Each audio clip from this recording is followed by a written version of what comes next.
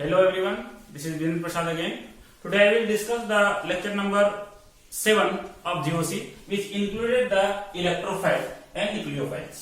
ठीक, तो मैं अभी इसके पहले लेक्चर में डिस्कस किया था कि एसिड और बेस क्या होता है, एसिडिकेशन बेसिकेशन कैसे देखते हैं। अब हम बात करते हैं इलेक्ट्रोफाइल का। इलेक्ट्रोफाइल देखिए दो टर्म से मिलकर बना है।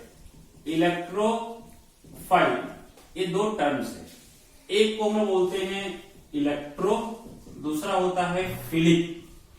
इलेक्ट्रो मीन्स इलेक्ट्रॉन और फिलिक मीन्स लगाव या एफिनिटी।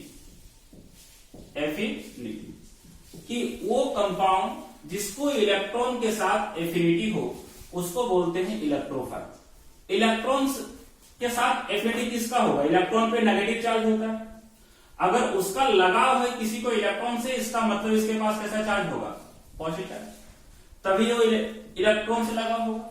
तो हम लोग इलेक्ट्रोफाइल को डिफाइन करते हैं कि electron deficient compound is called electrophile. जिसके पास इलेक्ट्रॉन की कमी है उसी को हम लोग क्या बोलते हैं? इलेक्ट्रोफाइल। या दूसरे टर्म में बोलते हैं electron loving species is called electrophile.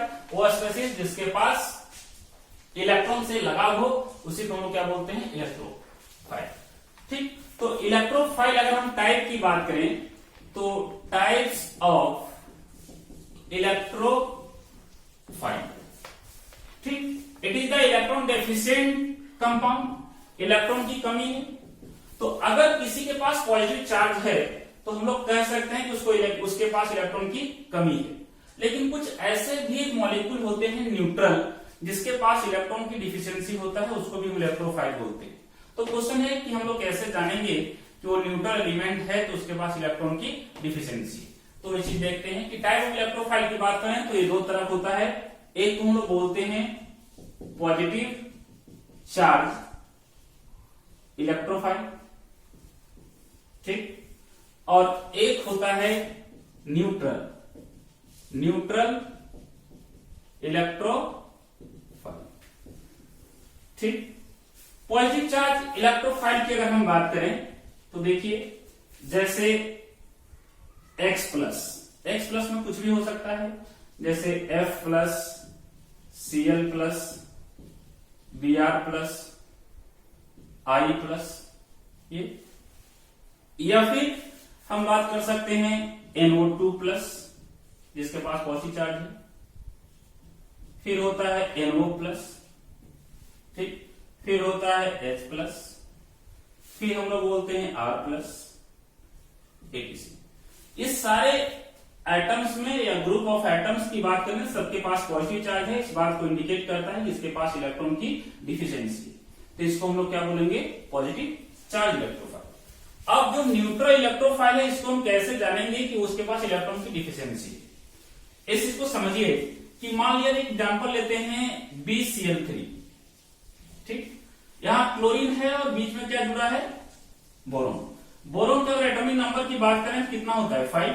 अगर इलेक्ट्रॉनिक कॉन्फ़िगरेशन की बात करें तो 1s2 2s2 और 2p1 ऐसे इलेक्ट्रॉन कॉन्फ़िगरेशन रखते हैं। अगर ऑर्बिटल डायग्राम की बात करें तो s के पास एक ऑर्बिटल होता है इसमें 2 इलेक्ट्रॉन है, इसके पास भी एक ऑर्बिटल है इसमें 2 इलेक्ट्रॉन है, p के पास 3 ऑर्बिटल होता है और उसके पास इलेक्ट्रॉन है कितने? 1। तो देखिए इस सेंट्रल एटम बोरोन में मेरे पास वैकेंट p ऑर्बिटल है, मतलब वैकेंट p ऑर्बिटल है। अगर कोई इलेक्ट्रॉन इसको दे तो इस वैकेंट ऑर्बिटल में इलेक्ट्रॉन को रख सकता है, ठीक। तो इस तरह एलिमेंट को हम लोग बोलते हैं लुईस एसिड, ठीक। या जिस मॉलिक्यूल के सेंट्रल एटम में वैकेंट ऑर्बिटल हो, वैकेंट ऑर्बिटल चाहे वो p ऑर्बिटल हो चाहे d ऑर्बिटल, तो उसको भी हम लोग क्या बोलेंगे? इलेक्ट्रोफाइल। उसके पास भी इलेक्ट्रॉन की डिफिशियंसी है, वो इलेक्ट्रॉन अगर कोई देगा तो उस वैकेंट ऑर्बिटल में रख सकता है, इसलिए इसको लुईस एसिड भी कहते हैं। तो all Lewis acid is also called neutral electrophile. जितने भी लुईस एसिड हैं सबको हम लोग क्या बोलेंगे? ये न्यूट्रल इलेक्ट्रोफाइल। तो इसका एग्जांपल क्या है? तो हम लोग बोलेंगे एग्जांपल इसका है ऑल लुईस एसिड। जितने भी लुईस एसिड हैं सब इसके एग्जांपल है। अगर हम इसकी बात करें तो देखिए जैसे अभी बात किया था AlCl3, BCl3, BeCl2, PCl5, ठीक, PCl3, फिर ZnCl2, FeCl3, FeCl2, etc. जितने भी ये मॉलिक्यूल्स हैं सबके पास सेंट्रल एटम में या तो p ऑर्बिटल या तो फिर d ऑर्बिटल खाली है, तो इसको हम सब क्या रखेंगे, न्यूट्रल इलेक्ट्रोफाइल। तो इलेक्ट्रोफाइल दो तरह का है, एक पॉजिटिव चार्ज इलेक्ट्रोफाइल और एक न्यूट्रल इलेक्ट्रोफाइल। ठीक, उसके बाद एक और इलेक्ट्रोफाइल होता है का टाइप, जिसको हम लोग बोलते हैं एम्बिडेंट इलेक्ट्रोफाइल। देखते हैं एम्बिडेंट इलेक्ट्रोफाइल कहते किसको। ठीक, एक इलेक्ट्रोफाइल में थोड़ा सा टर्म है एम्बिडेंट इलेक्ट्रोफाइल। एम्बिडेंट इलेक्ट्रोफाइल का मतलब क्या समझिए, जैसे कि मान लीजिए कंपाउंड हो इस तरह, ठीक, अगर इसमें अगर हम बात करें तो अगर ये कार्बन और ऑक्सीजन के बीच में मल्टीपल बॉन्ड है, अगर ये बॉन्ड इधर खुलेगा तो यहां माइनस हो जाएगा, पॉजिटिव कहां हो जाएगा, इस कार्बन पे। अगर इस कार्बन पे पॉजिटिव चार्ज हुआ तो ये कार्बन किसकी तरफ बिहेव करने लगेगा, इलेक्ट्रोफाइल की तरफ, इलेक्ट्रॉन डेफिशिएंट एटम हो गया। इसके कंजुगेट सिस्टम में एक में पाई बॉन्ड रखा हूं, अगर यहाँ पॉजिटिव चार्ज होगा तो हम लोग ऐसी बॉन्ड अगर इधर खोल देंगे तो यहाँ माइनस हो जाएगा, ये प्लस मिलकर डबल बॉन्ड होगा, प्लस एन कहां चला जाएगा, इस जगह पे। तो ये भी कार्बन किसकी तरफ बिहेव करने लगेगा, इलेक्ट्रोफाइल की तरफ। तो देखिए इस मॉलिक्यूल में दो ऐसे कार्बन है जो इलेक्ट्रॉन डेफिशिएंट कार्बन है, जो कार्बन किसकी तरह एक्ट करेगा, इलेक्ट्रोफाइल की तरह। तो इस कंपाउंड में, जिस कंपाउंड में एक से अधिक एटम्स जो है वो एक्ट करे इलेक्ट्रोफाइल की तरह, तो हम लोग क्या बोलते हैं उसको, ambient electrophile. Electrophile is contain more than one active site, more than one active site हो तो उसको हम लोग क्या बोलते हैं, एम्बिडेंट इलेक्ट्रोफाइल। इसका एग्जांपल ये है, या फिर एक और एग्जांपल देख सकते हैं कि मान लिया जाए CH2 double bond CH O-, अगर इस तरह की बात करें, सॉरी CH2+, इस तरह की मॉलिक्यूल की बात करें तो ध्यान से देखिए, एक तो ये पॉजिटिव चार्ज इसी एटम पे है, ये खुद इलेक्ट्रॉन डेफिशिएंट एलिमेंट है, इसलिए किसकी तरह बिहेव करेगा, इलेक्ट्रोफाइल की तरह। अगर इसको रिजोनेंस कर दिया जाए, ये बॉन्ड अगर खोल दिया जाए, माइनस प्लस उनके डबल बॉन्ड, ये प्लस यहां हो जाएगा, तो अब ये कार्बन भी किसकी तरह बिहेव करने लगेगा, इलेक्ट्रोफाइल की तरह। तो ये भी कार्बन जो होगा वो किसकी तरह बिहेव करेगा, इलेक्ट्रोफाइल की तरह। तो यहाँ इसमें भी दो कार्बन जो है वो इलेक्ट्रोफाइल की तरह बिहेव कर रहा है, इसमें भी दो कार्बन है जो इलेक्ट्रोफाइल की तरह बिहेव कर रहा है। तो अगर इस तरह का कंपाउंड जो more than one atoms act as electrophile, then it is called ambident electrophile. तो उस सिचुएशन में अगर अटैकिंग रीजन की हम बात करेंगे, अटैकिंग रीजन यहाँ भी अटैक कर सकता है और यहाँ भी कर सकता है। इस कंपाउंड में बात करें, अटैकिंग रीजन यहाँ भी अटैक कर सकता है और यहाँ भी कर सकता है। ठीक, फिर नेक्स्ट टर्म है न्यूक्लियोफाइल। न्यूक्लियोफाइल मतलब समझिए कि न्यूक्लियोफाइल दो टर्म से मिलकर बना है, एक को हम लोग बोलते हैं न्यूक्लियो, दूसरा को फिलिक। न्यूक्लियो मीन्स होता है न्यूक्लियस और फिलिक मीन्स एफिनिटी। मतलब इस तरह का कंपाउंड जिसको न्यूक्लियस के साथ लगा हो, एफिनिटी हो, उसको हम लोग क्या बोलेंगे, न्यूक्लियोफाइल। क्वेश्चन है कि हम लोग जानते हैं कि एटम में न्यूक्लियस में क्या रहता है, प्रोटॉन प्लस न्यूट्रॉन। न्यूट्रॉन के पास कोई चार्ज नहीं होता है, प्रोटॉन के पास कैसा चार्ज होता है, पॉजिटिव चार्ज। तो अगर कोई स्पीशीज न्यूक्लियस के साथ लगा हुआ है, न्यूक्लियस पे कैसा चार्ज है भाई, पॉजिटिव। तो कोई इस तरह का स्पीशीज इसको पॉजिटिव चार्ज से लगा हुआ है, इसका मतलब इसके पास कैसा चार्ज होगा, नेगेटिव। तो हम लोग सिंपली बोल सकते हैं negative charge species is called nucleophile. या बोल सकते हैं कि इलेक्ट्रॉन रिच स्पीशीज, इस तरह का स्पीशीज, इस तरह का कंपाउंड जिसके पास इलेक्ट्रॉन की मात्रा ज्यादा है, तो इलेक्ट्रॉन रिच स्पीशीज को हम लोग क्या बोलते हैं, न्यूक्लियोफाइल। तो यहाँ पर डिफाइन क्या हो, electron rich species is called nucleophile और nucleus lacking species is called nucleophile. तो क्वेश्चन है कि अगर हम लोग को पता करना है कि किसको हम लोग जानेंगे न्यूक्लियोफाइल, तो न्यूक्लियर रिच स्पीशीज होने का एक पहला इंडिकेशन है कि उसके पास कैसा चार्ज हो, नेगेटिव चार्ज। अगर नेगेटिव चार्ज होगा तो हम लोग समझ जाएंगे उसके पास इलेक्ट्रॉन की मात्रा ज्यादा है, तो किसकी तरह बिहेव करेगा, न्यूक्लियोफाइल की तरह। लेकिन कुछ कुछ ऐसे एटम्स हैं न्यूट्रल जो भी किसकी तरह बिहेव करते हैं, न्यूक्लियोफाइल की तरह। तो हम कैसे देखेंगे कि न्यूट्रल एलिमेंट को कैसे पहचानेंगे कि वो न्यूक्लियोफाइल की तरह बिहेव करेगा या नहीं। तो हम अगर टाइप ऑफ न्यूक्लियोफाइल की बात करें, टाइप्स ऑफ न्यूक्लियोफाइल, तो ये दो तरह का, एक को मैं क्या बोला, तो बोला नेगेटिव चार्ज न्यूक्लियोफाइल, और एक होता है neutral nucleophile, neutral nucleophile. Negative charge nucleophile के अगर एग्जाम्पल की बात करें बहुत सारा है, जैसे X माइनस, कुछ भी हो सकता है, F minus, Cl minus, Br minus, I minus, या फिर हो सकता है OH minus, SH minus, NO2 minus, NO minus, या HSO4 माइनस, या R माइनस, etc। जितने भी ये देखिए यहाँ एटम्स हैं, सबके पास नेगेटिव साइन है, मतलब इसके पास इलेक्ट्रॉन की मात्रा ज्यादा है, तो हम लोग क्या बोलेंगे, नेगेटिव चार्ज न्यूक्लियोफाइल।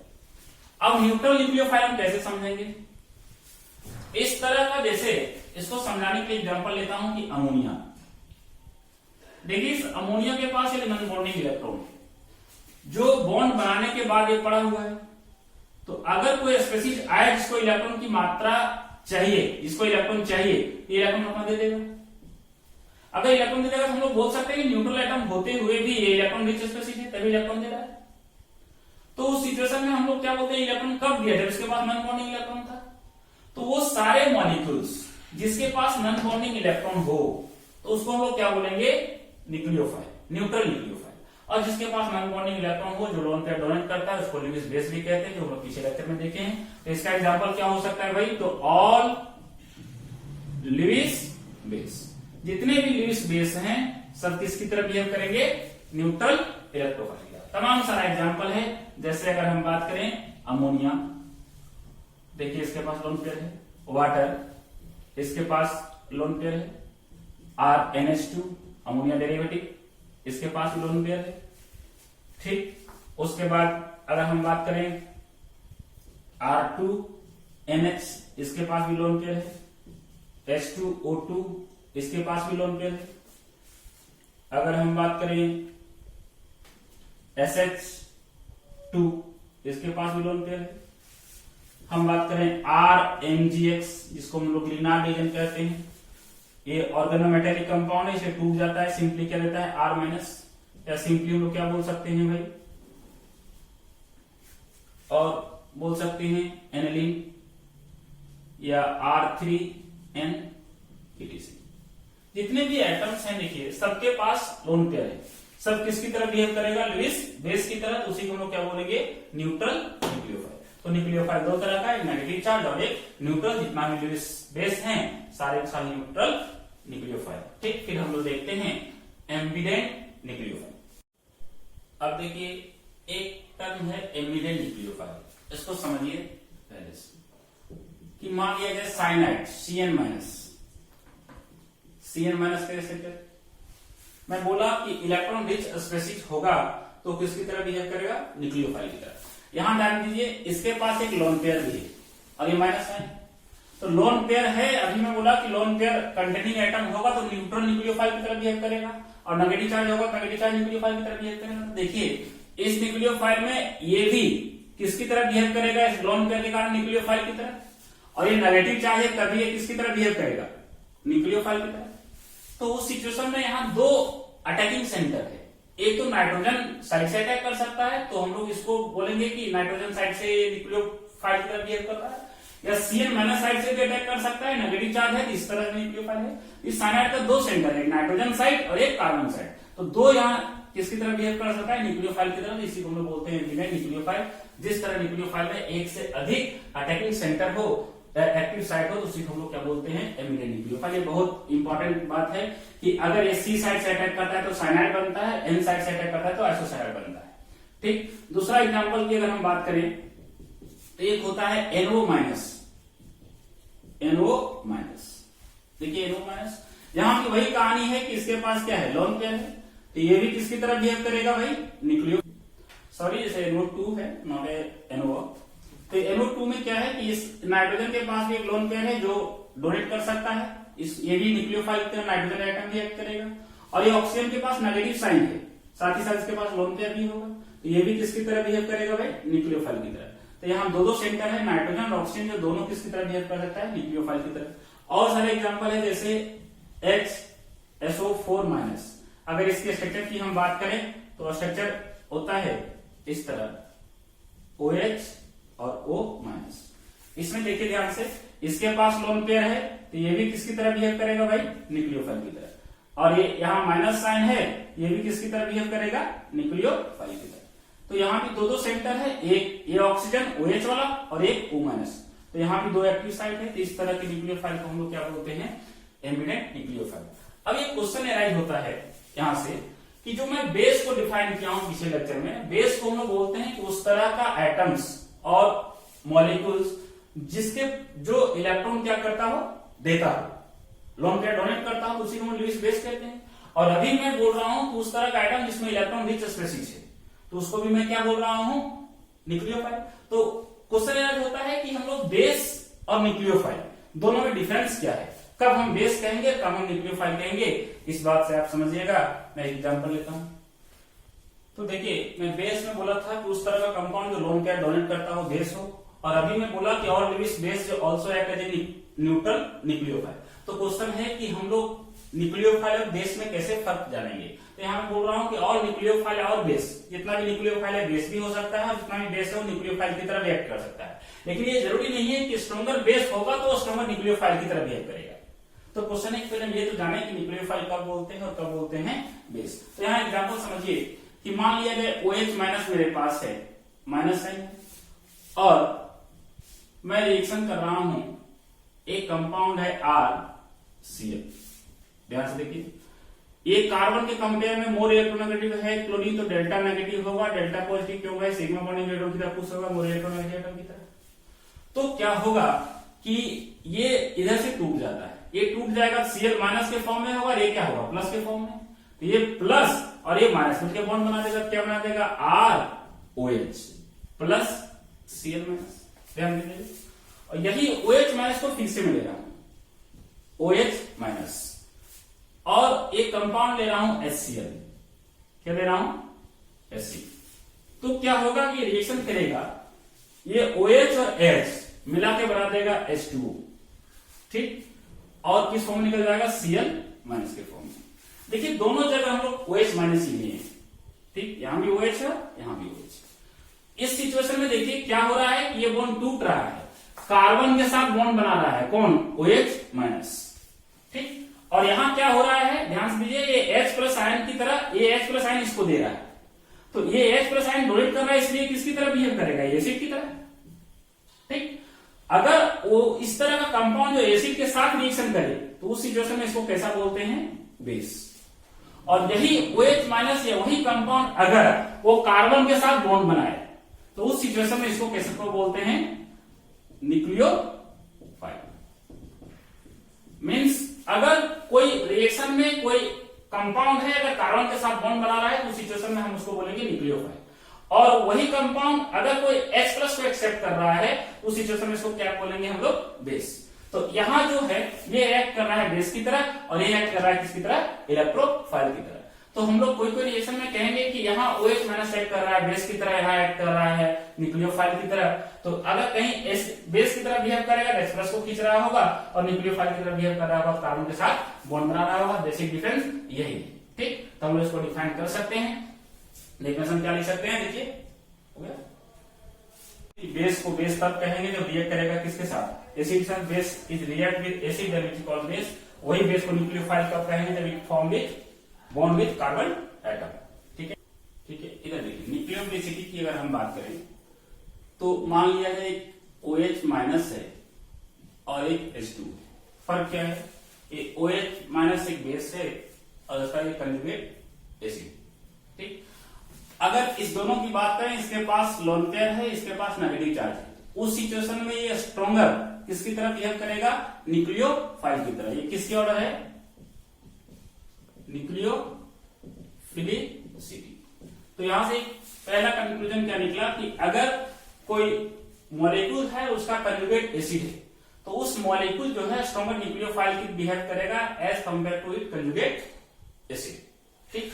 दूसरी बात, अगर आपसे कोई पूछे कि NH माइनस है, ठीक, NH2 माइनस और OH माइनस, इस दोनों में माइनस साइन है, कौन स्ट्रॉन्गर न्यूक्लियोफाइल की तरह बिहेव करेगा?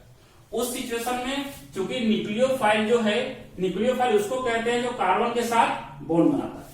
तो अगर कार्बन के साथ बॉन्ड बनाएगा तो ये बॉन्डिंग में जितना इलेक्ट्रॉन डेंसिटी इस न्यूक्लियोफाइल के पास ज्यादा होगा, ये बॉन्ड फॉर्मेशन करना उतना आसान होगा।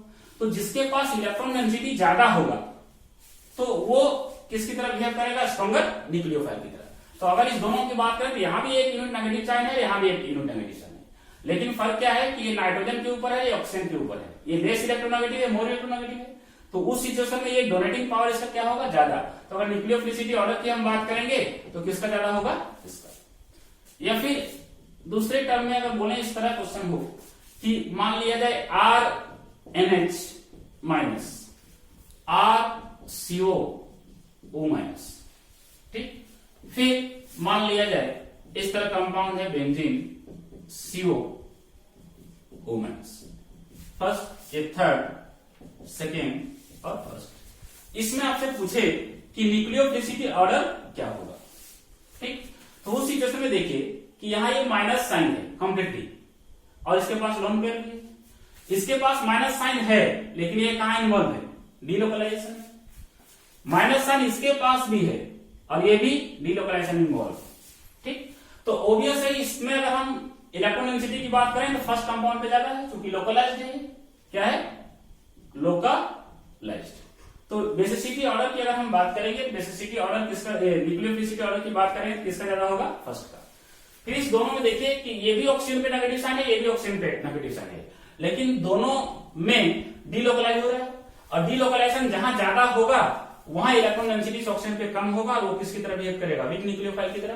तो इस दोनों में अगर हम बात करें तो देखिए यहाँ रिजोनेंस कर रहा है, रिजोनेंस यहां भी कर रहा है। अगर ये बॉन्ड इधर खुलेगा तो ये पॉजिटिव चार्ज होगा, इस पॉजिटिव चार्ज को रिजोनेंस इधर से भी कर सकता है और इधर से भी कर सकता है। इस सिचुएशन में इधर से कोई रिजोनेंस वाला नहीं है, 100% कौन जाएगा? यही नेगेटिव चार्ज जाएगा। तो ऐसा देखा जाए तो इसका रिजोनेंस में जाने का चांस क्या है? ज्यादा। किसके कंपेयर में? इसके कंपेयर में। तो अगर यहाँ रिजोनेंस में कम जाएगा तो यहाँ इलेक्ट्रॉन डेंसिटी क्या होगा? ज्यादा, और यहाँ इलेक्ट्रॉन डेंसिटी क्या होगा? कम। तो इलेक्ट्रॉन डेंसिटी ज्यादा है उस सिचुएशन में किसकी तरह बिहेव करेगा? स्ट्रॉन्गर न्यूक्लियोफाइल की तरह। इसके कंपेयर में हम लोग क्या रखेंगे? Third, then second. तो न्यूक्लियोफिलिसिटी ऑर्डर देखने का एक तरीका है कि इसमें इलेक्ट्रॉन डेंसिटी ज्यादा है जो स्ट्रॉन्गर न्यूक्लियोफाइल की तरह बिहेव करेगा।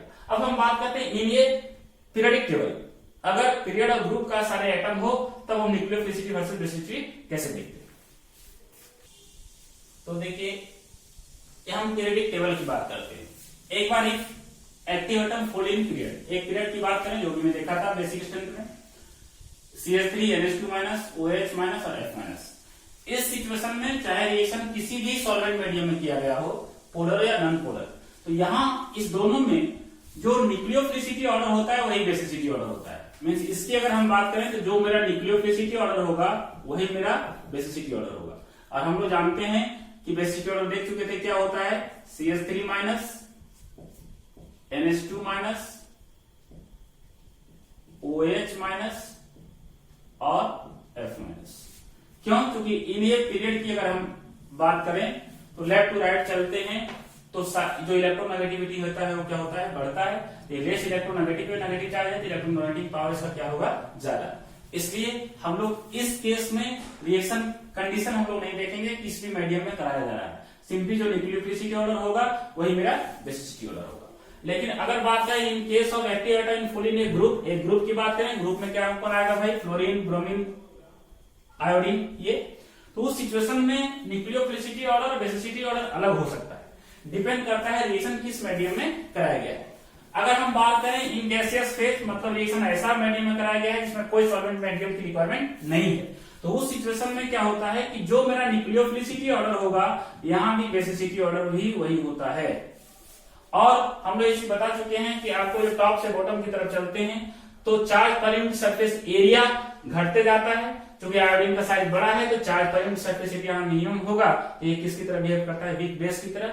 और ये आयोडीन, ये फ्लोरीन है, एटम बहुत छोटा है, इसके ऊपर नेगेटिव चार्ज है, तो charge per unit surface area क्या होता है, ज्यादा, इसलिए किसकी तरह बिहेव करता है, स्ट्रॉन्गर बेस की तरह। तो यहाँ अगर हम बात करें न्यूक्लियोफिलिसिटी और बेसिसिटी ऑर्डर में, तो F माइनस का सबसे ज्यादा होगा, फिर Cl माइनस, फिर Br minus, then I minus.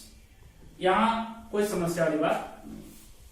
दूसरी बात, in case of non polar solvent, non polar solvent उसको कहते हैं इसमें डायपोल मोमेंट 0 होता है, ठीक। तो नॉन पोलर, इस सॉल्वेंट में इस हेडिंग के माध्यम से भी बताना चाहे हैं कि नॉन पोलर सॉल्वेंट कौन कौन सा होता है। एक हम लोग बोलते हैं एसीटोन, सेकंड ये है DMF, डाइमिथाइल फॉर्माइड।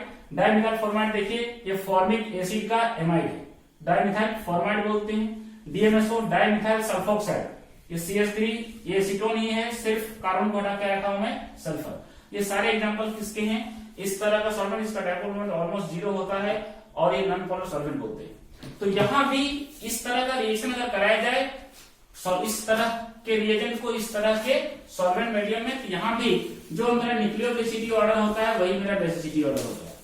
और वो क्या होता है, सेम वही कि F minus, Cl minus, Br minus और I माइनस। यहाँ की जो न्यूक्लियोफिलिसिटी ऑर्डर है वही मेरा बेसिसिटी ऑर्डर होता है, ठीक। क्वेश्चन है क्लास में पोलर सॉल्वेंट, उस तरह का सॉल्वेंट जिसमें डायपोल मोमेंट 0 ना हो, उसका बेस्ट एग्जांपल वाटर है, मिथेनॉल है और इथेनॉल है। अगर यहां हम बात करें तो इस सिचुएशन में न्यूक्लियोफिलिसिटी ऑर्डर जो है बेसिसिटी ऑर्डर के बराबर नहीं होता। तो क्वेश्चन है कि न्यूक्लियोफिलिसिटी ऑर्डर और बेसिसिटी ऑर्डर वो सेम नहीं होता, अगर डिफरेंट होता है तो क्या होता है और क्यों होता है, इसको हम नीचे एक्सप्लेन करते हैं, ठीक है ना, जगह नहीं है, नीचे हम एक्सप्लेन करना है। तो पोलर सॉल्वेंट में न्यूक्लियोफिलिसिटी ऑर्डर और बेसिसिटी ऑर्डर बराबर नहीं होता। बेसिसिटी ऑर्डर वही होता है जो हम लोग शुरू देखते आए हैं, न्यूक्लियोफिलिसिटी ऑर्डर होता है जो जस्ट बेसिसिटी ऑर्डर का रिवर्स होता है। क्वेश्चन है कि रिवर्स क्यों हो गया, इस बात को समझते हैं कि अगर पोलर सॉल्वेंट है लाइक वाटर, ठीक, और अगर हम आयोडीन की F माइनस की बात करें तो देखिएगा ये डेल्टा पॉजिटिव है और ये क्या है, नेगेटिव साइन है, तो इसके बीच में क्या होगा, H बॉन्डिंग, इसको क्या बोलते हैं, H बॉन्डिंग। मतलब हम बोल सकते हैं कि F माइनस को जो सॉल्वेंट मॉलिक्यूल है उसके साथ क्या बना देगा, हाइड्रोजन बॉन्डिंग। तो बहुत सारा सॉल्वेंट मॉलिक्यूल होगा तो सिंपली हम लोग क्या लिख सकते हैं कि ये F माइनस को बहुत सारा सॉल्वेंट मॉलिक्यूल चारों साइड से क्या कर लिया होगा, कवर कर लिया होगा। तो बहुत सारा ये सॉल्वेटेड हो गया होगा, ये वाटर मॉलिक्यूल के साथ अटैच हो गया होगा, पूरी तरह वाटर मॉलिक्यूल इस F माइनस को कवर कर लिया हाइड्रोजन बॉन्डिंग के थ्रू। तो हम बोलेंगे कि बहुत कवर कर लिया है, तो कोई भी जितना भी हम लोग फ्लोरीन डाले हैं, most of the fluorine are engage in the hydrogen bonding with solvent molecule. लेकिन यही अगर हम आयोडीन की बात करें तो आयोडीन में वाटर है और I माइनस है, इसके बीच में अट्रैक्शन बहुत ही कम होगा, H बॉन्डिंग का फॉर्मेशन आयोडीन नहीं करता है क्योंकि इसकी इलेक्ट्रोनेगेटिविटी काफी कम है। तो इसमें से क्या होगा कि ये वीक बॉन्ड होगा, हम लोग बोल सकते हैं कि very weak bond, very weak bond. अगर वीक बॉन्ड है तो हम लोग सिंपली इसको ऐसे लिख सकते हैं कि आयोडीन माइनस को बहुत ही कम वाटर मॉलिक्यूल जो है इसको कवर किया रहेगा, कुछ ही molecule, very few water molecule इसको कवर किया हुआ रहेगा। तो उस सिचुएशन में क्या होगा कि जितना भी हम आयोडीन डालेंगे, most of the iodine are free which act as a nucleophile. लेकिन अगर हम F माइनस डालेंगे तो most of the F minus are engage with hydrogen bonding with polar solvent which are not act as a nucleophile. इसलिए उस situation में nucleophilicity order iodine का क्या हो जाता है, maximum due to solvent molecule does not cover I minus, और इसको मैक्सिमम वाटर मॉलिक्यूल कवर कर देता है, इसलिए फ्री नहीं होता है, जो एक्ट है किसकी तरह, न्यूक्लियोफाइल की तरह। तो न्यूक्लियोफिलिसिटी और बेसिसिटी ऑर्डर जो है वो डिफरेंट होता है, ये इंपॉर्टेंट बात है, communication of point of view से इस बात को हम लोग देखते हैं। इसका जीओसी का फोर्थ पार्ट है जो मोस्ट इंपॉर्टेंट पार्ट है, यहां से हम लोग रिएक्शन की तरह इंटर करते हैं, टाइप्स ऑफ ऑर्गेनिक रिएक्शंस। अगर ऑर्गेनिक रिएक्शंस की बात करें तो हम इसको बांटे हैं 3 तरह में, substitution reaction, elimination reaction, addition reaction. देखिए कैसे लोग लिखते हैं। जैसे एक एग्जांपल की बात करें, ध्यान दीजिए, अगर मान लिया जाए मेरे पास RCl कोई कंपाउंड है, प्लस OH माइनस, इस तरह। ध्यान देना कि इस सिचुएशन में ये जो Cl माइनस, ये क्लोरीन है, ज्यादा इलेक्ट्रोनेगेटिव है किससे भाई, कार्बन से, तो डेल्टा नेगेटिव होगा, डेल्टा पॉजिटिव होगा। ये पोलर बॉन्ड है, बड़ी आसानी से टूट जाएगा Cl माइनस में, R प्लस में। जैसे R प्लस होगा, ये प्लस माइनस बोलिए क्या बना देगा बॉन्ड। लिखने का तरीका है कि इस पे अटैक करेगा और बाहर जाएगा। तो हम लोग क्या लिखेंगे, ROH प्लस Cl माइनस। अब इस रिएक्शन को ध्यान से देखिए। इस रिएक्शन में हुआ क्या है कि ये क्लोरीन है, इस क्लोरीन को रिप्लेस किया है कौन, OH माइनस। तो हम लोग इसमें क्या बोल सकते हैं कि chlorine OH minus is substituted in place of chlorine. OH minus किसके जगह पे आ गया है, क्लोरीन की जगह पे। तो उसी को हम लोग बोलते हैं सब्स्टिट्यूशन रिएक्शन। कि अगर कोई एटम्स और ग्रुप किसी दूसरे एटम्स और ग्रुप को सब्स्टिट्यूट कर दे और खुद उसके जगह पे चला जाए, तो उसको हम लोग क्या बोलते हैं, सब्स्टिट्यूशन रिएक्शन। तो इसको हम लोग डिफाइन करते हैं कि one atoms or group is replaced by another atoms or group is called substitution reaction. कोई एक एटम दूसरे एटम के द्वारा क्या हो जाता हो, रिप्लेस हो जाता हो। तो उस सिचुएशन में हम इसका एग्जांपल ठीक से लिख देते हैं। तो क्या हो लिखेंगे भाई कि RCl प्लस OH माइनस, ये क्या बना दिया, RCl plus OH minus, sorry OH plus Cl minus. ठीक, तो इसी को हम लोग बोलते हैं क्या भाई, सब्स्टिट्यूशन रिएक्शन। तो अब देखिए यहां से जो ये सब्स्टिट्यूट हुआ है, ये क्लोरीन एटम किसके द्वारा सब्स्टिट्यूट हुआ है, OH माइनस। ये OH माइनस क्या है, न्यूक्लियोफाइल की इलेक्ट्रोफाइल, तो इलेक्ट्रॉन डिस्चार्ज स्पीशीज है, इसका मतलब न्यूक्लियोफाइल होगा। तो हम लोग इसको बोल सकते हैं कि in this reaction OH minus are replace the chlorine, means it is the example of nucleophilic substitution reaction. अगर कोई एटम और ग्रुप को इलेक्ट्रोफाइल के द्वारा सब्स्टिट्यूट होगा तो हम इसको क्या बोलेंगे, इलेक्ट्रोफिलिक सब्स्टिट्यूशन रिएक्शन। इस सब्स्टिट्यूशन रिएक्शन को फर्दर हम आगे बांटेंगे दो टाइप में। तो उस सिचुएशन में सब्स्टिट्यूशन रिएक्शन में हम लोग क्या देख रहे हैं, ध्यान दीजिएगा। इसमें क्या देख रहे हैं कि एक सिग्मा बॉन्ड था, वो टूट गया और उसी की जगह पे क्या बना, दूसरा सिग्मा बॉन्ड बना, बस यही तो हुआ है। तो इसमें हम लोग बोल सकते हैं कि in this reaction one sigma bond is break and one new sigma bond will form। इसमें हम लोग क्या बोल सकते हैं कि एक ओल्ड वाला जो सिग्मा बॉन्ड टूटेगा और नया सिग्मा बॉन्ड बनेगा। तो इसी को हम लोग क्या बोलते हैं, सब्स्टिट्यूशन रिएक्शन। ठीक, अब हम एलिमिनेशन रिएक्शन की बात करते हैं। तो एलिमिनेशन रिएक्शन को हम लोग समझिए कि इसकी एलिमिनेशन रिएक्शन का फर्दर टाइप्स होता है। ठीक, इधर देखिए, टाइप्स में हम लोग बांटते हैं तीन तरह। एक को बोलते हैं अल्फा एलिमिनेशन, किसके बेसिस पे बांटते हैं देखिएगा। दूसरा बोलते हैं बीटा। देखिए ये एलिमिनेशन रिएक्शन को मैं समझाता हूं, ये तीन टाइप होता है, अल्फा, बीटा और गामा। हम लोग अल्फा किसको कहते हैं, देखिए समझिए कि मान लिया जाए क्लोरोफॉर्म लेते हैं, इसको क्लोरोफॉर्म बोलते हैं, और NaOH लेते हैं। ठीक, जिस कार्बन पे कोई फंक्शन ग्रुप जुड़ा हो उस कार्बन को हम लोग बोलते हैं अल्फा, उसके बाद वाला कार्बन को बीटा, उसके बाद वाला कार्बन को गामा बोलते हैं। यहां कार्बन एक ही है इसलिए अल्फा कार्बन बोलते हैं। अगर NaOH लेते हैं तो क्या होता है कि हम लोग देखे हैं डाइक्लोरोकार्बन के सिंथेसिस में कि ये Na और Cl बन मिलके क्या बनाता है, NaCl। ठीक, दूसरी बात ये OH और AH मिलके बना देता है H2O। ठीक, उसके बाद ये बचा दो Cl और क्लोरीन, ये मिला के बनाता है CCl2, इसका नाम है डाइक्लोरोकार्बन। इसमें देखिए इस रिएक्शन में इस कंपाउंड से दो चीजें एलिमिनेट हुआ, कौन कौन, एक Cl और एक H। तो हमेशा फंक्शन ग्रुप अल्फा कार्बन से ही रिमूव होगा। हाइड्रोजन किस कार्बन से रिमूव हो रहा है उसके बेसिस पे इसको नाम रखते हैं कि अगर अल्फा कार्बन से हाइड्रोजन रिमूव हो तो उसको हम बोलते हैं अल्फा एलिमिनेशन। क्वेश्चन है what is the elimination reaction, कि अगर इस तरह का रिएक्शन हो जिसमें सिर्फ एटम्स और ग्रुप रिमूव हो, कोई भी ऐड ना हो, तो हम लोग उसको क्या बोलते हैं, एलिमिनेशन रिएक्शन। इसे डिफाइन किया, if two atoms or group is atom and groups are eliminated without adding any atoms or group is called elimination reaction. तो अगर ये अल्फा कार्बन से हुआ तो ये क्या बना, डाइक्लोरोकार्बन। अगर सोचिए कि बीटा में की बात करें, CH2H CH2Cl, ध्यान दीजिए इस केस में देखिए कि यहां फंक्शन ग्रुप इस कार्बन पे, इसको हम लोग बोलेंगे अल्फा, इसके जस्ट बाद वाला कार्बन को क्या बोलते हैं, बीटा, इधर कार्बन और तो क्या बोलते हैं, गामा। अगर हम इसको बेस दे दें, बेस कुछ भी हो सकता है, NaOH KOH कुछ भी, तो बेस देंगे तो बेस का क्या काम है, H प्लस को खींचना।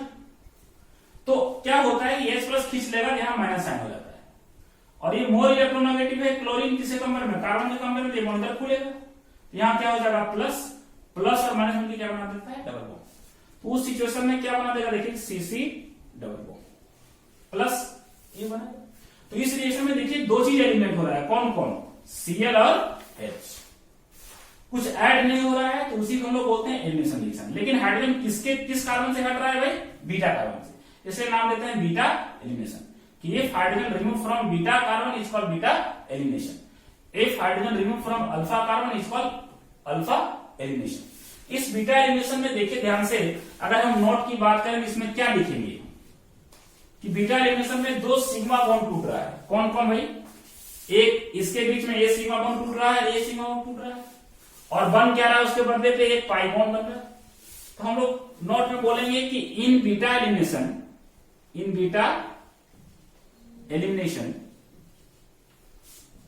two sigma bond are break and one new pi bond is formed। ये पूछा क्वेश्चन है कि बीटा एलिमिनेशन में क्या हो रहा है कि एक दो सिग्मा बॉन्ड टूट रहा है और एक पाई बॉन्ड बन रहा है, ठीक। तीसरा होता है गामा एलिमिनेशन। अगर गामा एलिमिनेशन की हम बात करें तो गामा एलिमिनेशन को ध्यान से देखिए कि अगर इस तरह कंपाउंड रखते हैं CH2H CH2 और Cl, लिविंग ग्रुप किस कार्बन पे है, इस कार्बन पे, इसको हम लोग क्या बोलेंगे, अल्फा, इसके बाद वाले बीटा और इसके बाद वाले गामा। अगर हाइड्रोजन कहां से हटे, गामा कार्बन से, तो हम लोग बोलते हैं गामा एलिमिनेशन। तो देखिए गामा कार्बन से अगर हम बेस दे देंगे, यहां समझिए, तो बेस देंगे, हाइड्रोजन यहां से हटेगा, बेस क्या करता है, H प्लस को खींचता है, H प्लस की जगह यहां क्या हो जाएगा, माइनस साइन, और एक क्लोरीन हटेगा, क्लोरीन मोर इलेक्ट्रोनेगेटिव कार्बन से, ये बॉन्ड इधर खुलेगा, यहां क्या हो जाएगा, प्लस साइन, तो यहां प्लस और यहां माइनस, ये इस पे अटैक कर देगा, तो क्या बनेगा, साइक्लिक कंपाउंड बनेगा। तो उस सिचुएशन में क्या बनेगा, इस तरह देखिए यहां, तो उस केस में गामा एलिमिनेशन में क्या बना भाई, साइक्लिक कंपाउंड। तो एलिमिनेशन रिएक्शन हम लोग तीन तरह बांटते हैं, अल्फा, बीटा और gamma, on the basis of hydrogen remove from this type of carbons, ठीक। हमको डिटेल में पढ़ना है सिर्फ और सिर्फ बीटा एलिमिनेशन। तो एलिमिनेशन को फर्दर हम लोग डिस्कस करेंगे बीटा एलिमिनेशन, ठीक। उसके बाद लास्ट आता है इसकी एडिशन रिएक्शन। एडिशन रिएक्शन किसको कहते हैं, ध्यान दीजिए कि अगर मान लिया जाए कि मेरे पास इस तरह एक पाई बॉन्ड और हम ऐड इसमें रिएक्शन कर रहे हैं halogen group H2 in presence of CCl4। CCl4 जो है इट इज द सॉल्वेंट। कैसा सॉल्वेंट भाई, नॉन पोलर। आगे हम डिस्कस करेंगे कि नॉन पोलर CCl4 सॉल्वेंट ही क्यों लिए, अगर दूसरा सॉल्वेंट हम लेते तो क्या प्रॉब्लम होता। तो उस सिचुएशन में इस तरह कंपाउंड बन जाता है। देखिए ये दो हाइड्रोजन ग्रुप लिए, एक इस कार्बन पे इस कार्बन पे जाता है। तो अब इस रिएक्शन को ध्यान से देखिए, इस रिएक्शन में हुआ क्या कि सिर्फ दो हाइड्रोजन ग्रुप ऐड हुआ है और कुछ भी चीज रिमूव नहीं हुआ। तो इसी को हम लोग बोलते हैं एडिशन रिएक्शन। हम लोग डिफाइन किए हैं कि if two atoms or group are added without removing any atoms or group are called addition reaction. अगर इस एडिशन रिएक्शन की अगर हम बात करें तो ध्यान दीजिएगा क्या हो रहा है कि इसमें एक पाई बॉन्ड टूट रहा है, कौन, ये देखिए पाई बॉन्ड टूट रहा है, और दो सिग्मा बॉन्ड बन रहा है, एक यहां और एक यहां। तो हम लोग क्या बोल सकते हैं कि in this reaction two 1 pi bond 1 pi bond is break and 2 new sigma bond will form। अब इसको देखिए, ये जस्ट अपोजिट है दोनों। इसमें क्या हो रहा है कि 2 सिग्मा बॉन्ड टूट रहा है, 1 पाई बॉन्ड बन रहा है। यहां उल्टा हो रहा है, 1 पाई बॉन्ड टूट रहा है, 2 सिग्मा बॉन्ड बन रहा है। तो बीटा एलिमिनेशन और एडिशन रिएक्शन की बात करें, दोनों अपोजिट है। ठीक, तो ये सिंपली क्लासिफिकेशन था कि ऑर्गेनिक रिएक्शन को हम लोग सिंपली 3 तरह बांटते हैं। फिर से मैं कंक्लूजन करता हूं कि सब्स्टिट्यूशन रिएक्शन हम लोग बोलते हैं कि कोई इस तरह का रिएक्शन जिसमें एक एटम दूसरे एटम के द्वारा क्या हो जाता हो, सब्स्टिट्यूट हो जाता हो, तो हम लोग सब्स्टिट्यूशन रिएक्शन कहते हैं। ये सब्स्टिट्यूशन किस तरह के एटम से हो रहा है, इसको फर्दर हम लोग बांटेंगे 2 तरीका से। यहाँ OH माइनस के द्वारा रिमूव हो रहा है Cl माइनस, तो OH माइनस न्यूक्लियोफाइल है, इसलिए इसको बोलते हैं nucleophilic substitution reaction. Elimination reaction बात करते हैं कि अगर 2 atoms or group are eliminated without adding any atoms or group, it's called elimination reaction. इस एलिमिनेशन इसको फर्दर बांटते हैं 3 तरह का, अल्फा, बीटा और गामा। डिपेंड करता है कि हाइड्रोजन किस कार्बन से रिमूव हो रहा है। तो यहाँ एक फंक्शन ग्रुप जिस कार्बन पे है, उस कार्बन को हम लोग बोलते हैं अल्फा कार्बन। अगर हाइड्रोजन अल्फा कार्बन से हटता हो तो उस सिचुएशन में क्या बनता है, डाइक्लोरोकार्बन, तो उसको हम बोलते हैं अल्फा एलिमिनेशन। अगर हाइड्रोजन इस फंक्शन ग्रुप के रिस्पेक्ट में बीटा हाइड्रोजन से रिमूव होता हो, बीटा कार्बन से रिमूव होता हो, तो हम लोग बोलते हैं बीटा एलिमिनेशन। उसमें क्या होगा, ये बेस देते हैं, H प्लस ले लेगा तो यहाँ माइनस साइन हो जाएगा। Cl मोर इलेक्ट्रोनेगेटिव, ये बॉन्ड इधर खुलेगा, प्लस हो जाएगा, प्लस माइनस मिलकर क्या बना देगा, पाई बॉन्ड। तो इस रिएक्शन में देखिए हाइड्रोजन कहां से हट रहा है, बीटा कार्बन से, इसलिए बोलते हैं बीटा एलिमिनेशन। इस रिएक्शन में हो क्या रहा है कि 2 सिग्मा बॉन्ड टूट रहा है, 1 पाई बॉन्ड बन रहा है। गामा एलिमिनेशन की बात करें कि हाइड्रोजन कहां से हटता हो, गामा कार्बन से, तो गामा कार्बन से हाइड्रोजन होगा माइनस साइन, ये बॉन्ड इधर खुलेगा तो ये प्लस साइन, ये इस पे अटैक करेगा, क्या बनेगा, साइक्लिक कंपाउंड। अगर एडिशन रिएक्शन की बात करें तो बीटा एलिमिनेशन के जस्ट अपोजिट, कि अगर इस तरह का रिएक्शन जिसमें 2 एटम्स और ग्रुप ऐड हो लेकिन कुछ भी रिमूव ना हो, सिंपली लोग क्या बोलते हैं, एडिशन रिएक्शन के नाम से पता चलता है। इस केस में होता क्या है कि 1 पाई बॉन्ड टूटता है, उसके जगह पे क्या हो रहा है, मल्टीपल बॉन्ड हो रहा है। मतलब यहां से क्लियर है कि एडिशन रिएक्शन होने के लिए मेरे पास क्या होना चाहिए था, मल्टीपल बॉन्ड, और एलिमिनेशन रिएक्शन में मल्टीपल बॉन्ड बनता है। फिर इस सारे रिएक्शन को हम एक एक करके डिटेल देखते हैं कि सब्स्टिट्यूशन रिएक्शन क्या होता है, एलिमिनेशन रिएक्शन क्या होता है, एडिशन रिएक्शन क्या होता है। इसका लास्ट पार्ट यही, ठीक है। तो अब हम एक एक डिटेल देखते हैं। सबसे पहले देखते हैं सब्स्टिट्यूशन रिएक्शन, जो कि मैं डिफाइन कर चुका हूं कि इस तरह का रिएक्शन जिसमें 1 एटम और group is substituted in place of another atoms or group, इसका सब्स्टिट्यूशन रिएक्शन। सब्स्टिट्यूशन रिएक्शन की बात करें तो हम लोग 2 तरह लिख सकते हैं। कैसे देखिए कि अगर मान लिया जाए मैं इस तरह बात करूं कि RCl जो मैंने देखा प्लस OH माइनस, क्या हो रहा था भाई, ROH प्लस Cl माइनस। देखिए यहां क्लोरीन रिप्लेस हुआ है किसके द्वारा, OH माइनस के द्वारा। OH माइनस को हम लोग क्या बोलते हैं, न्यूक्लियोफाइल। तो इस रिएक्शन में हम लोग बोलेंगे कि अगर कोई atoms or group is replace by nucleophile, is called nucleophilic substitution reaction. अगर हम इसको मोर जनरलाइज फॉर्म बोलते हैं तो हम लोग क्या लिख सकते हैं, देखिए कि R, ठीक, RL, L stand for leaving group. यहाँ एक क्लोरीन है, क्लोरीन के अलावा कोई और भी एटम और ग्रुप हो सकता है जो मॉलिक्यूल को छोड़ देगा, इसलिए सिंपली उसको क्या लिखते हैं, L। और इसको रिप्लेस करते हैं कैसे, NU, न्यूक्लियोफाइल के द्वारा। तो ये जो रिएक्शन होगा क्या बना देगा, RNU प्लस L माइनस। तो इस जनरलाइज रिएक्शन को हम लोग सिंपली क्या बोलते हैं, न्यूक्लियोफिलिक सब्स्टिट्यूशन रिएक्शन। कि if atoms or group is replaced bye nucleophile, it's called nucleophilic substitution reaction. यहां L stand for leaving group, leaving group. Leaving group means वो मॉलिक्यूल जो उस कार्बन एटम को या मॉलिक्यूल को बड़े आसानी से क्या कर देता हो, छोड़ देता हो, लीव कर देता हो, इसलिए वो लिविंग ग्रुप बोलते हैं। यहाँ लिविंग ग्रुप में क्या रखा हूं, क्लोरीन। इस क्लोरीन के अलावा कोई भी लिविंग ग्रुप हो सकता है, इसलिए इस रिएक्शन को मोर हम जनरलाइज फॉर्म में लिख देते हैं, जनरल फॉर्म, इस तरह लिखा जा सकता है, ठीक। तो हम इसी को डिफाइन किए हैं कि अगर सब्स्टिट्यूशन रिएक्शन कोई भी एटम और ग्रुप सब्स्टिट्यूट हो किसके द्वारा, न्यूक्लियोफाइल के द्वारा, हम लोग क्या बोलते हैं, न्यूक्लियोफिलिक सब्स्टिट्यूशन रिएक्शन। अगर ये सब्स्टिट्यूशन रिएक्शन इलेक्ट्रोफाइल के द्वारा कोई एटम और ग्रुप सब्स्टिट्यूट हो तो उसको बोलते हैं इलेक्ट्रोफाइल। जैसे अगर मैं इसकी एग्जांपल की बात करें, ध्यान दीजिए कि मेरे पास बेंजीन है, ठीक, बेंजीन है, इसके पास हाइड्रोजन है। अगर इसको Br+ से रिप्लेस कर दें, Br+ पॉजिटिव चार्ज है, मतलब इलेक्ट्रॉन डेफिशिएंट है, इसलिए क्या कहलाएगा, इलेक्ट्रोफाइल।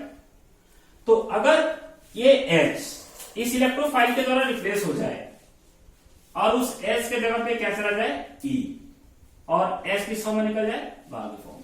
तो देखिए इस रिएक्शन में जो H है रिप्लेस हुआ है किसके द्वारा, Br+ के द्वारा, मतलब इलेक्ट्रॉन डेफिशिएंट एलिमेंट के द्वारा, उसी को हम लोग क्या बोलते हैं, इलेक्ट्रोफाइल।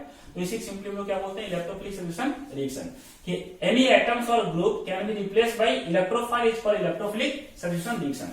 तो अगर इसको हम जनरलाइज फॉर्म लिखेंगे, क्या लिखेंगे कि बेंजीन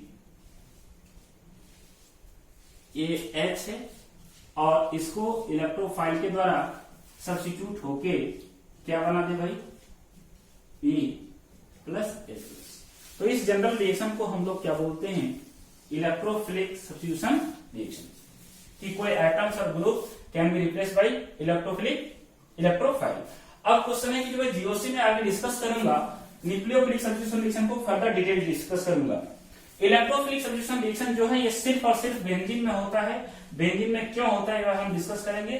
तो इसको हम लोग नेक्स्ट टॉपिक जीओसी के बाद में पढ़ेंगे। इस टॉपिक का नाम होगा इलेक्ट्रोफिलिक सब्स्टिट्यूशन इन एरोमेटिक हाइड्रोकार्बन, या सिंपली हम लोग जहां एरोमेटिक हाइड्रोकार्बन पढ़ेंगे उस टॉपिक में इसको मैं डिटेल डिस्कस करूंगा, इलेक्ट्रोफिलिक सब्स्टिट्यूशन रिएक्शन। इसलिए इसको मैं डिस्कस करूंगा सेपरेट टॉपिक में इस जीओसी के जस्ट बाद। Electrophilic substitution reaction in hydrocarbon, या स्पेशली हाइड्रोकार्बन में पढ़ रहे हैं बेंजीन, तो हम आगे डिस्कस करेंगे सिर्फ इसको डिटेल, किसको, न्यूक्लियोफिलिक सब्स्टिट्यूशन रिएक्शन को। न्यूक्लियोफिलिक सब्स्टिट्यूशन रिएक्शन को नेक्स्ट वीडियो लेक्चर में हम लोग डिटेल देखेंगे कि क्या इसमें SN1 और क्या हम लोग SN2 होता है, किसको हम लोग कैसे डिफाइन करते हैं, रिएक्टिविटी क्या होता है, सारे डिटेल हम लोग इसके विषय में देखेंगे। तो आज का जो वीडियो लेक्चर था उसमें मैंने डिस्कस किया कि इलेक्ट्रोफाइल क्या होता है, न्यूक्लियोफाइल क्या होता है, एम्बिडेंट इलेक्ट्रोफाइल न्यूक्लियोफाइल क्या होता है, दोनों का अगर हम लोग कब इलेक्ट्रोफाइल बोलेंगे, कब न्यूक्लियोफाइल बोलेंगे। उसके बाद फिर इसका फोर्थ पार्ट जो डिस्कस किए टाइप्स ऑफ ऑर्गेनिक रिएक्शन की, कितने टाइप ऑफ ऑर्गेनिक रिएक्शन होते हैं, उसके हम लोग कैसे कैसे डिफाइन करते हैं। फिर मैं डिस्कस डिटेल देखना स्टार्ट किया हूँ nucleophilic substitution reaction. Nucleophilic substitution reaction substitution reaction में दो तरह बांटा हूँ, nucleophilic substitution reaction, electrophilic substitution reaction. Electrophilic substitution reaction को नेक्स्ट टॉपिक में देखेंगे, एरोमेटिक हाइड्रोकार्बन, इसलिए इसको डिटेल में यहाँ नहीं देखूंगा। सिर्फ और सिर्फ मैं इसको डिटेल देखूंगा कि न्यूक्लियोफिलिक सब्स्टिट्यूशन रिएक्शन होता क्या है, ठीक है।